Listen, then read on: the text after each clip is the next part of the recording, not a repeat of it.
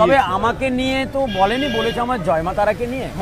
তো আমি একটা জিনিস আমি বলি যে যা ইচ্ছে বলুক গিয়ে, আগে মাথায় রাখতে হবে আমার মা, আমাদের মা, আমাদের সবার মা।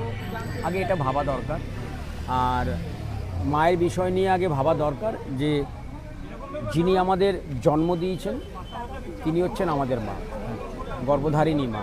আজকে মায়ের নামে কিছু বলার আগে আমার কোনো কষ্ট নেই। আমি বলছি না যে তুমি বললে এবং সেই জায়গা থেকে যে মাকে বলা সেটা হয়তো ওর ভালো লেগেছে, ও বলেছে।